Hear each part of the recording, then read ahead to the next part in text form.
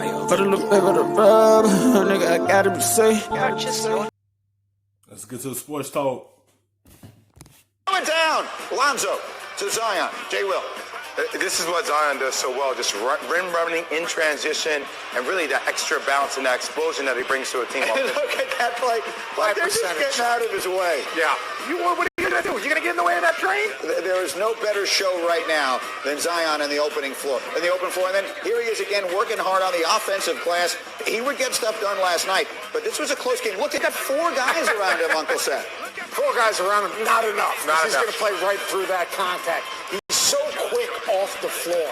Hart, Zion, yes, he had 5 dunks in the first half. Let's go to the fourth quarter because this was an important game for the Pelicans who were chasing a playoff spot. Timberwolves are down 4. Zion getting caught there on the defensive end. The Timberwolves were 8 of 14 when Zion was the primary defender, and then with 3 minutes to go, the Pelicans are down, and they're going to fall out of this thing. Look at the Timberwolves getting it done in transition ahead of the pack. Zion would finish with 25 points and 8 rebounds, but a bad loss for the Pelicans. They lose by 5 at home to the T-Wolves, and so New Orleans falls 4 games out of the 8 seed in the Western Conference. But here's the good news. They do have the 3rd easiest remaining schedule. The Grizzlies, who have that spot right now, have the hardest.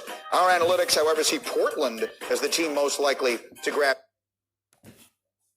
You can't afford this loss. Like when they say you have the easy schedule, it's not easy. Yeah, the team have losing records, but you still have to play them like they like the top team in the league because the guys over there are still NBA players. So you still going to come in there and play harder to get that win. You see what happened when you think the T-Wolves is just an easy win? It's not. The NBA is hard to win in this league. And that was just a bad loss that they had. The 8 spot. So I feel like there were 2 conversations. That just changed because I feel like 2 days ago it was by far the Pelicans. It was New Orleans. That's the way I think last night's game. When people win and lose, the numbers are going to keep changing, Jay. Yeah, sorry, Jay. Wow, thanks. The nastiness 2 geniuses right here. There were 2 one game. Yeah. 2 pieces of this conversation to have. One of them is about Zion. And did we find, I'm not going to say a fatal flaw, but a flaw in his game last night on the defensive end?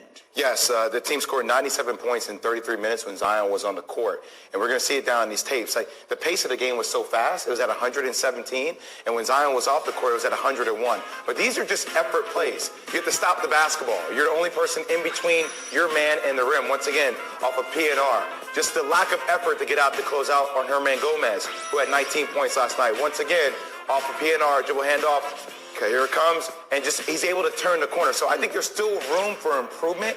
But obviously, this is something that teams are starting to do now. If you pick up the pace of the game, you take away Zion's legs defensively. Coach, what do you see there? What would you... I see a total lack of effort. Here's the deal. Everyone talks about the 3rd easy schedule left in the NBA. That's great. Then beat the Timberwolves. Yeah. Because you know what the deal is? I don't care what your schedule is. This is a game you had to win. Correct. If you're going to be a playoff team, you win this game. If you don't show up, if you don't defend, if you don't play hard, you know what? That's a game you can't get back. Yes, RJ, let's talk about it from that standpoint because they're playing him in the back-to-backs. They play against Dallas tonight. They're playing him because they're trying to make this playoff push, and now they're 4 games out. They're not going to make the postseason. They're not going to make the postseason only because they put themselves at such a deficit, and it's not their fault. Their best player was not there for 60 games of the season. So the thing about the way that he is playing right now is so impressive. But there's going to be flaws. We're talking about a 19-year-old. Yes, he knows. The dunks are great. The fast breaks are great. Like, he still had to prove. He's only 19. He still got room to grow. So they can't really get mad. And once he developed a lot of things in his game, he will continue getting better and better. Like, he had to prove on the defensive end. Yeah, he dominated on the offensive end, but the defense, when he struggles at it, but he's only 19, he's only a rookie, he ain't gonna do nothing but keep taking those steps and steps and steps and grow into it. He gonna get better as the season go on, as years go on. That's what what young players a lot of times focus on. But the little things, the transition defense, the guarding pick and roll, that's the next area that he has to make a jump in order for them and him to be a high-level team. The Pelicans look like a really young basketball team, and they are a young basketball team. Not being ready to play, not defending, not playing hard, giving up the easy scoring opportunities, not being connected defensively.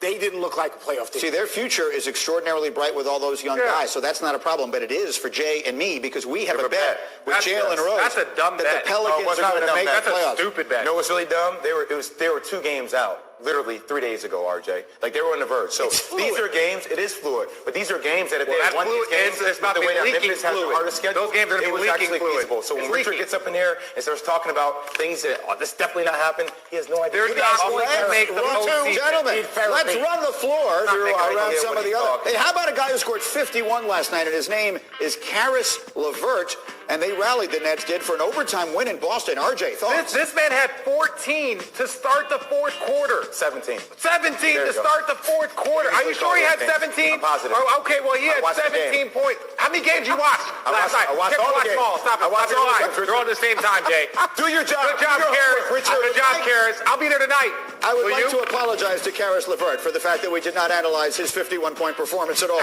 Meanwhile, Jay, Clippers beat the Thunder last night. How good do they look? The Clippers are one of the deepest teams there is in the league. Love their scoring punch.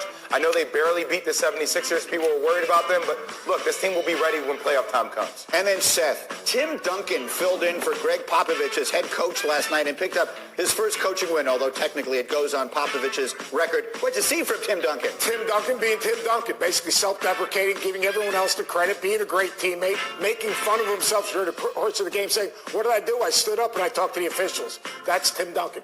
Making fun. Look, Tim Duncan has been carried by people his entire life. Right, except his hairdresser, whoever's doing his hair. I see what I deal with on a daily shut up. basis with him. You shut up right now. Where's the camera? That's a great way for kids to talk to people. Tim Duncan has been given credit for so many things that he hadn't done. Even tonight, this is his first win. He didn't do anything.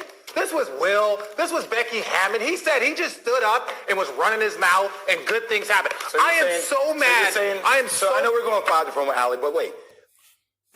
I feel like once Greg Popovich retires, I feel like he's going to hand it over to Tim Duncan. You're not just going to bring back one of your former players who helped bring championships to this team. You're not just going to bring them onto the coaching staff to be assistant for a long time. Because down the road, Popovich going to eventually want to retire, and he brought Tim Duncan on. There's something I believe that he brought him on to be the next head coach for the Spurs down the line. Once Jed is done coaching, he's going to dish it off to Tim Duncan and let him be the head man for the Spurs. That's why I think he brought him onto the staff for it. We're saying he is the best power forward to ever play the game. You're saying that he's been giving this kind of credit. He's been carried by Pop, Tony, Manu, Bruce Bowen, and now here, he gets his first coaching win. He did nothing. Good luck, He is a waste of a player, waste of a time. Honestly, he's the reason why the Spurs are struggling this year. Right now, our producer, Alilia Grande, is screaming the word please in my ear. She's going, Greeny, please, get to something, anything. How about this? Our Wednesday doubleheader tips off in Milwaukee with Giannis and the Bucks hosting the 6-seeded Pacers, 7 Eastern. Then we will see in the second game of the back-to-backs, Zion and the Pelicans taking on Luka and the Mavs. You don't want to miss it. Good matchups on ESPN and the ESPN app. Okay, 2 weeks from right now, we will know where Tom Brady is playing next week. Coming up next, we'll tell you why that decision impacts the entire rest of the best stuff in the